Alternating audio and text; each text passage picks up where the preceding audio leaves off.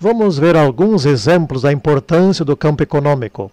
Metas econômicas, fidelização de clientes, nada para as outras empresas. Poder às equipes de venda, comprometimento com o negócio, metas e mais metas. É uma loucura. A formação de alianças estratégicas, grupos empresariais, competitividade, redução dos custos, exploração da mão de obra, aumento da produtividade, eliminação dos concorrentes, é uma guerra comercial. Mercado legal versus mercado negro, sonegação, pirataria, embalagem enganosa. Se dá dinheiro, forma-se mercado. Há quem vende e há quem compra.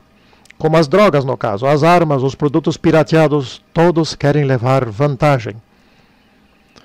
Consumidor tem que consumir. Por exemplo, não pode ser careca. Cabelo branqueado é horrível. Cabelo da cor natural também é feio. Pele da cor natural é feia. Tem que usar tênis de marca, roupa de grife. Tem que se alimentar conforme a mídia anuncia. Tem que assistir filmes, novelas, etc., conforme é imposto. Tem que ouvir a música do sucesso. Tem que comprar tudo que é imposto pela mídia. Tem que fazer levar conforme a mídia. Tem que fazer lazer conforme a mídia ordena. Enfim, tem que viver conforme determina o poder econômico, assim para o rico como para o pobre, que ao menos tem alguma renda. Pois quem manda na vida de todos, ou quase todos, é a ganância por quase todos. A mídia faz com que cada pessoa deseje ter mais que a outra. As pessoas viraram consumidores, mercado objeto de exploração. E o que é natural não é bom nem bonito, tem que ser artificial. Ou seja, alguém deve ganhar dinheiro com isso. E o natural não custou nada, veio de Deus. Formaturas, por exemplo, têm que ser cada vez mais caras. Casamentos requerem cada vez mais dinheiro. Nascimentos requerem comemorações caras. Aniversários são cada vez mais motivo de consumo. E assim vai. O Natal, o mais importante é em quantos por cento será o aumento das vendas. Desde antes de nascer até após a morte, todos que têm algum dinheiro são consumidores e devem gastar.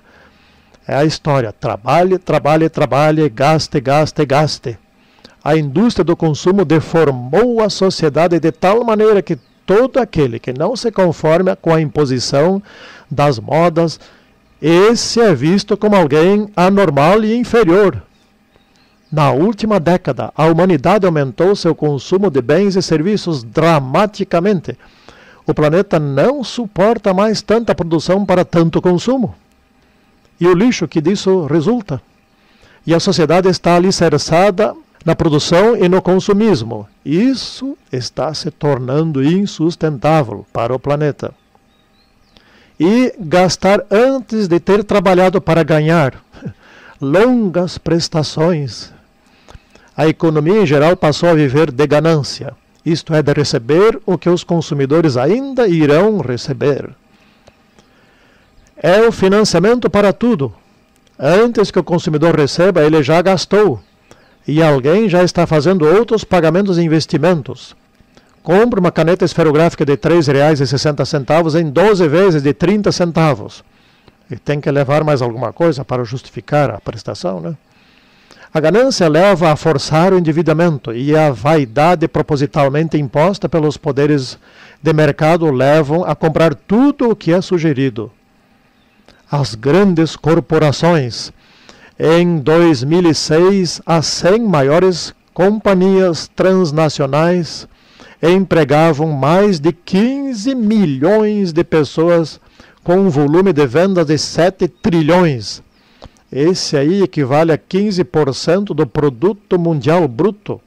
Essas empresas não só controlam o mercado, como também controlam até os governos. Elas impõem comportamentos que lhes são convenientes para que as pessoas comprem seus produtos, mesmo que seja a elaboração de leis favoráveis a essas vendas. Se alguma delas quebrar, pode imaginar a crise que isso gera sobre o planeta.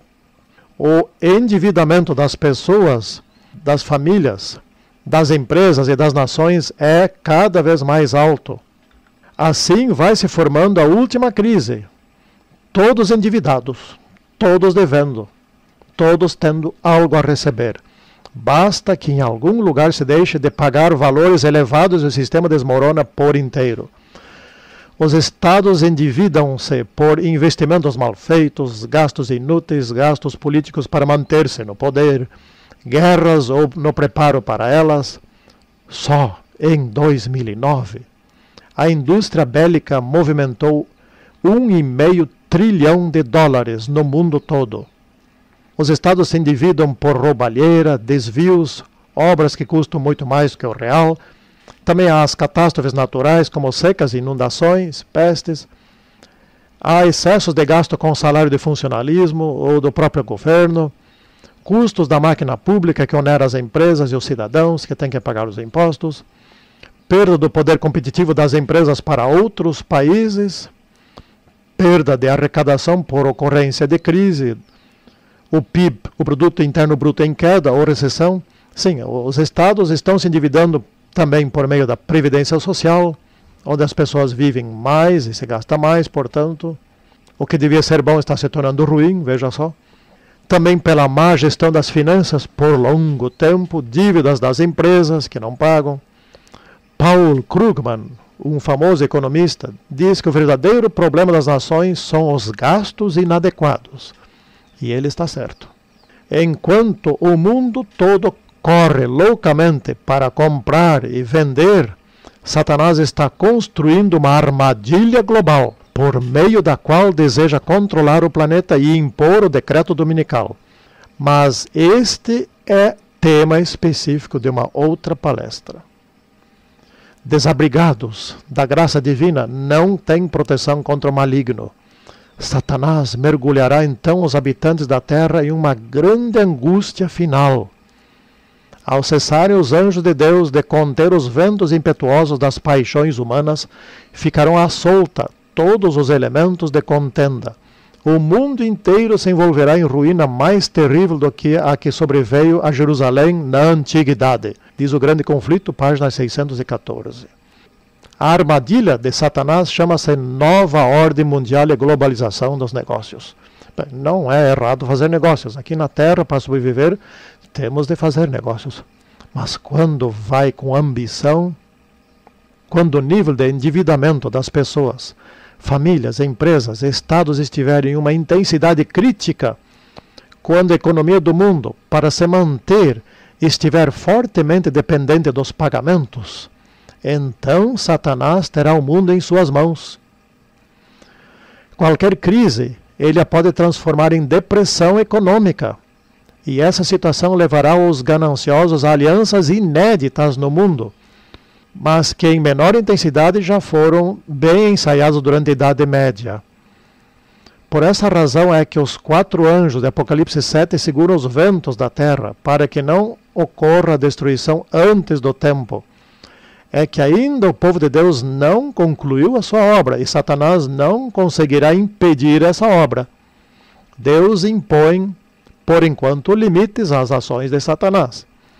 A armadilha dele é formada por alianças entre todos os poderes da terra, comandadas por um comprometimento entre o poder dos estados e as religiões unidas. Essa será a tentativa de livrar a economia do mundo da deterioração que a leva ao colapso. Então se apelará para o domingo a fim de retomar a estabilidade do mundo. Isso que se chama de paz e segurança. Situação precedente da catástrofe econômica social final. A nova ordem mundial é uma aliança de todas as forças. Haverá um laço de união, uma grande harmonia, uma confederação das forças satânicas. E oferece à besta o poder e autoridade que possuem na peleja a ser travada nos últimos dias. Estarão unidos em oposição ao povo de Deus todos os poderes corruptos que apostataram da lealdade à lei de Jeová. Isso está no livro 3 do Mensagens Escolhidas 392. É fácil identificar a última crise. Você pode ver pelo seguinte: inicia-se pelos Estados Unidos e se difunde pelo mundo. Há uma forte e crescente participação do poder religioso na política nos Estados Unidos e em muitos outros estados ou países. A participação que se torna global. O domingo pagão se tornará o centro das atenções por parte das autoridades globais, sejam políticas ou sejam religiosas, na tentativa para salvar a humanidade de suas tendências, e em paralelo uma crescente proclamação do sábado da Bíblia. É sucedida por uma escalada de endividamento das pessoas, das empresas, dos estados, todo mundo tendo dívidas. E é uma crise geral de princípios de vida. Abandonam-se os fundamentos da estabilidade social e econômica em nome da vaidade do eu e da gastança. E desencadeia-se uma crise de confiança generalizada.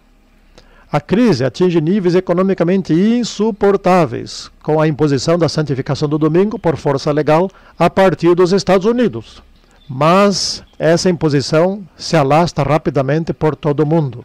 E vai ser proibido trabalhar no domingo e obrigatório trabalhar no sábado. Chegará o tempo em que os homens não somente proibirão o trabalho no domingo, mas procurarão obrigar as pessoas a trabalhar no sábado e a concordar com a observância do domingo, ou perder sua liberdade e a vida. Mas o tempo para isto ainda não chegou, mas não falta muito, pois a verdade precisa ser apresentada mais amplamente como testemunho perante o povo. Haverá no mundo uma forte proclamação da segunda vinda de Cristo, que aliás já se iniciou e ainda vai se acentuar muito. O mundo nunca esteve tão endividado em tempos de paz. Os países ricos estão endividados como nunca estiveram. Aliás, veja só a relação da dívida, do PIB dos países ricos em 2007 era de 73%. 73% do PIB era dívida. E em 2010 já está 103%. Está aumentando muito. Depois da crise dos imóveis em 2007 e da crise dos bancos em 2008, está chegando a vez da crise dos países. Alguns economistas já entendem que essa vai ser a terceira depressão. E ela, ao que tudo indica, se iniciará por meio dos países ricos. Os estados quebrarão um após outro quando emitirem decreto dominical e antes disso poderão ir muito mal, certamente. O Japão, por exemplo, é o mais endividado, com 214%. Os países endividados, os muito endividados são Estados Unidos, a Itália, a Espanha, a Irlanda, a Grécia, a Bélgica, o Canadá, a França, o Reino Unido, a Índia, a Coreia do Sul e outros também. O caso da Grécia, como dizem, foi um peixe pequeno. Agora aparece um peixe grande, que é a Espanha. E vem outros, peixes maiores ainda, a Itália, a França, etc. O que poderá ocorrer com o Japão e os Estados Unidos, que são gigantes, países enormes? Quem poderá controlar as convulsões sociais na Índia, se a crise surgir por lá também? Vocês devem ter visto o que aconteceu na Grécia, as convulsões sociais, não é? O mercado global, para funcionar, depende de que as dívidas sejam pagas. E quando os calotes se transformarem em um grande dominó global, como vai ser isso? Dá para imaginar o efeito de uma nova depressão sobre o mundo tecnologicamente tão desenvolvido, onde a dependência recíproca é mais intensa em todos os tempos e é global, não é só regional? Onde o efeito do que aconteceu num lugar do planeta geralmente se estende ao mundo todo? Até as doenças contagiosas já se globalizaram, elas viajam de avião. Em 2010 falhou a Grécia e a Irlanda, e o euro quase entrou em colapso. O que será que vem pela frente?